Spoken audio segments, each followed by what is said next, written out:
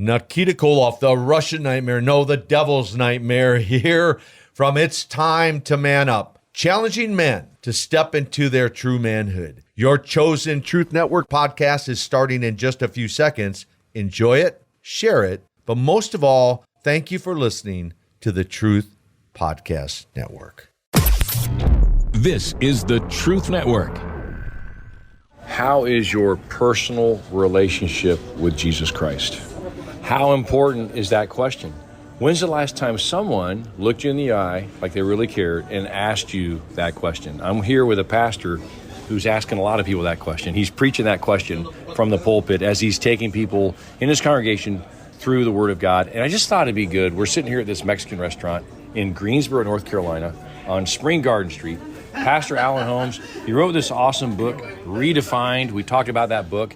More and more people are reading about that.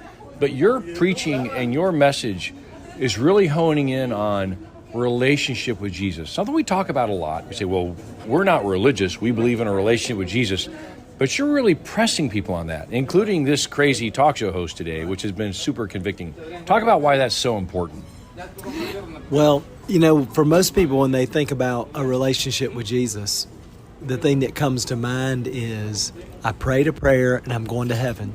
But then the truth is they live their life pretty independently of God. I mean, when you think about your just daily life, how often do I connect with God, and have I learned to live in His presence at work and at home and in my neighborhood and everywhere, recognizing God is with me, and how do I join Him in whatever He is doing in that moment? How do I learn to hear His voice? How do I allow Him to transform me from the inside out? It's all of that. For most people, I think their approach to faith, one of three things. One, they kind of take the Nike approach, just do it. And they think a relationship with God is just about discipline, willpower, accountability. And there's a place for that as long as it serves the relationship and doesn't replace it. So a lot of times we're disciplined and we've got accountability, but the truth is we don't have any sensitivity to the Spirit. We can become a little bit legalistic and judgmental. Yeah, wow. For some people, they think the idea is just think it. And for them, it's all about having the right theology, knowing the right thing, knowing about God. But again, they really can't describe a friendship with Him. So it's all analytical. It's all in their head. And then the third group is kind of just experience it. And they think being a Christian is all about a miracle and a mountaintop experience. And they have idolized the experience and never learned to enjoy. I mean, when I think about my marriage, I've been married 25 years. And in our 25 years, we've had lots of mountaintop experiences. But the truth is, that's not our relationship. The honeymoon's not our relationship. The vacation's not our relationship.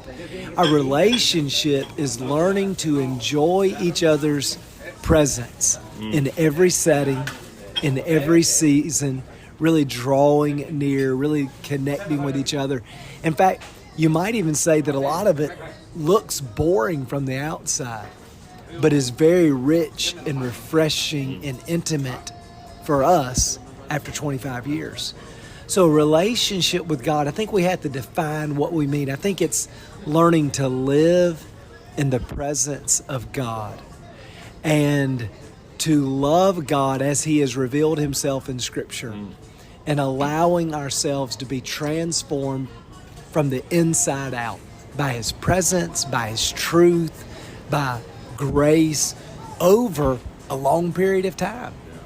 And I think most people haven't really learned to do that. I was preaching recently and I tried to describe to my congregation, what does it look like for me on a daily basis to begin my day in God's presence and then live that day in God's presence. So I said, this is basically what my routine looks like.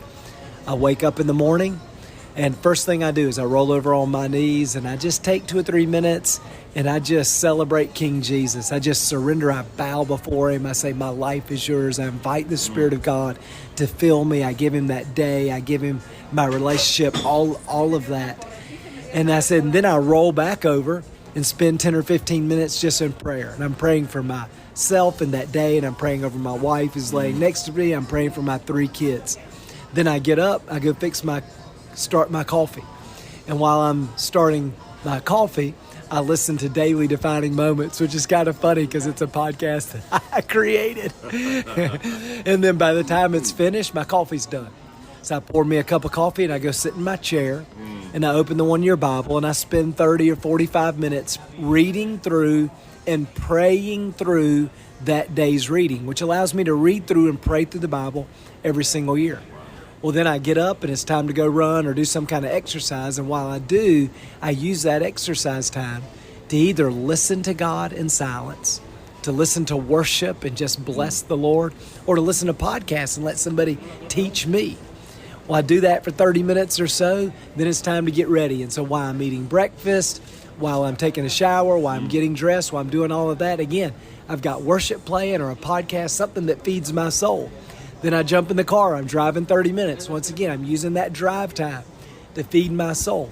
And so by the time I start my day around 9, I've spent the first 3 hours of the day feeding my soul and preparing me then to live the rest of my day very in touch with what God's doing in me and around me and how He's working in this meeting or this conversation.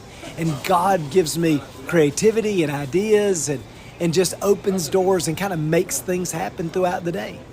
Then at the end of the day, I'm riding home, and once again, I'm going to use that time to feed my soul so that when I get home, I can represent Jesus with my family. Then about 9:30, I'm going to get in the bed, and I'm going to spend 30 minutes, 45 minutes reading to feed my soul. Then I'm going to put my book down, I'm going to roll over to go to sleep, and I'm going to pray myself to sleep. And what I've done is no matter what else I do during my day, whether it's work stuff or family stuff or recreation, I'm growing in my capacity to recognize God is always with me. I'm living in His presence. Here's what Jesus said in John 10:27. My sheep hear my voice, and I know them, and they follow me. And that's not true for the average Christian. And so we've got to grow in our capacity to do that. You know, we love the verse in John 10:10 that said, I came that you might have life and have it more abundantly. But that abundant life that we're created for and we long for only comes if we've learned to follow the shepherd. Only comes if we know His voice. And if we live our life independently of Jesus, without the shepherd, hanging on for heaven, that's fine. We just miss all the benefit of the abundant life that we can experience right here on earth. And I think that's probably the biggest problem in American church culture. That's Pastor Alan Holmes. He's the pastor of Definition Church in Greensboro, North Carolina. And I am sponging all this in. I hope you are being encouraged by hearing him. Wrote a great book called Redefined, taking the Beatitudes and what it means to truly be blessed and connecting that to Jesus. Are you connected to Christ? Are you connected to the vine? Are you walking with Him? How is your personal relationship with Christ? Pastor Alan, he came to bring us into relationship, to deal with our sin. It's ugly. Our pain, our emptiness, our shame, all of the guilt we have. He died on that cross. That is the gospel. God coming to us because we couldn't get to Him in relationship. But now, aren't we, in a sense, dispatched by Him, sent by Him, to invite others into relationship with Christ? Is that what he means? And when Paul talks about in 2 Corinthians 5, where we're ambassadors calling people to be reconciled to Him? It is, as long as we get that first part right. So again, for most of us, we prayed a prayer to go to heaven, and we know how to tell people to get to heaven. But the truth is, our world's not real concerned about heaven. What our world is interested in is, can I actually know God? Can you talk to me about your experience with God and what God did in your marriage, or what God did in your life, or what God does in your career, or what God does with your kids? They would love to know that. And unfortunately, sometimes I think we struggle to answer those questions. So we have to make sure that we're learning to walk with God so that what we're offering our world is much more appealing than just, well, you can go to heaven one day. I mean, again, that's important, obviously. But I think our world is hungry for something supernatural. I think our world's hungry for God. So how do we lead them into that kind of relationship? And your challenge to pastors out there who are leading and shepherding their flocks, teaching them the word and all that. But how important is it for a pastor to stay connected to Jesus in that personal relationship, to be feeding on that daily walk with the Lord so they can take their people there. Yeah, well, of course. I mean, there's nothing more important than that. And, we can only lead out of where we've been. Our church becomes a reflection of who we are, not what we know, not what we believe, not what we hope, but they're going to become a reflection of who we are. So we have to go first and continue to grow in our faith. One of the things that's true for the average pastor is we get out of seminary and we kind of stop reading, stop learning, stop growing. We feel like I'm a pastor and I'm kind of there now. And instead, we need to spend the rest of our life learning and growing so that we can lead and teach out of our own walk with God. Pastor Alan Holmes, thanks for blessing us today. What is the website for your book, Redefined, for the church, Definition Church? What's the best way for folks to connect with you and even listen to your podcast? You can find the church online, Definition Church in Greensboro, North Carolina. You can download our app. You can look up the book Redefined. It's available everywhere that, basically you can buy books. All that's real easy to Google and to find. My challenge to everyone out there, and I know Pastor will bless this, is ask someone today, how is your relationship with Christ? How can I pray for you? And how can I ask it but be willing to walk along with them? That's called discipleship. That's what Jesus did. So we don't need this quick drive-by stuff. We need to really engage people and help them connect, disciple, and be discipled by others, right? Yeah.